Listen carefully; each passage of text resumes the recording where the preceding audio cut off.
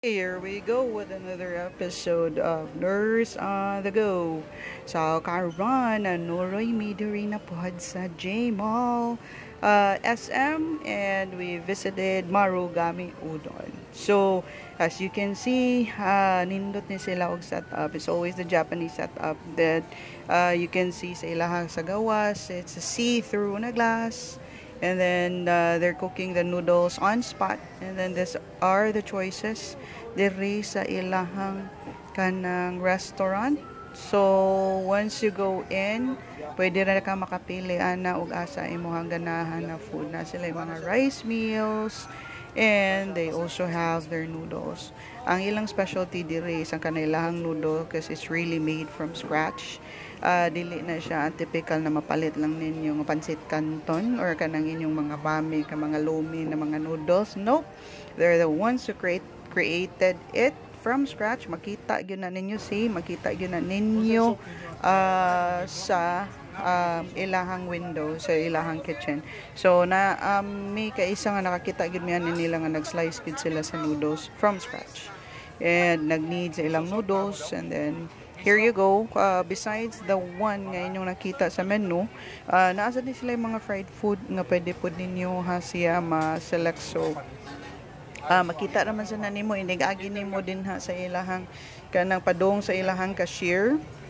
Would be able to see na naana sila itong ilang mga mga selection nila sa mga fried food, na ay mga shrimp, tempura, ang kaning ilahang pork tonkatsu, just simpleng a fried nga kuan na kanang pork chop, and then kani ilahang mga really a lot of fried dish nga you could pair sa inyong noodles.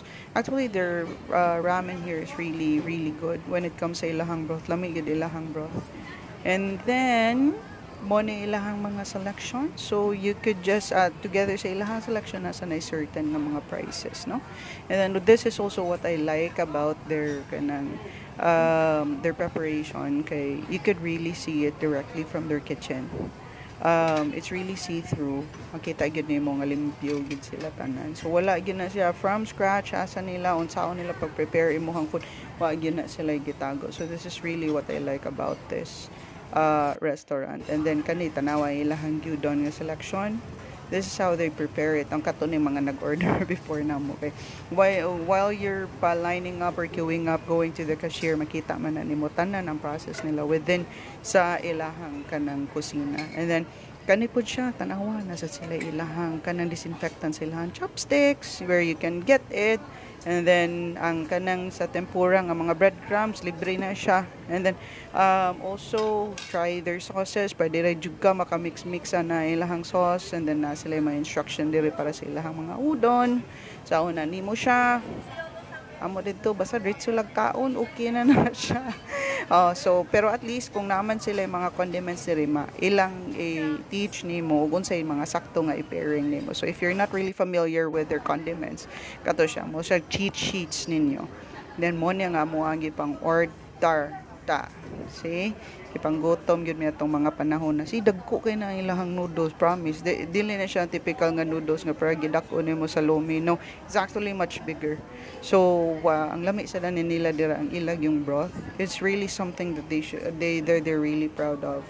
So lami gyud siya. And then kani ang ilahang kuan kaning gyudon. So it's a teriyaki, and then chicken teriyaki as well.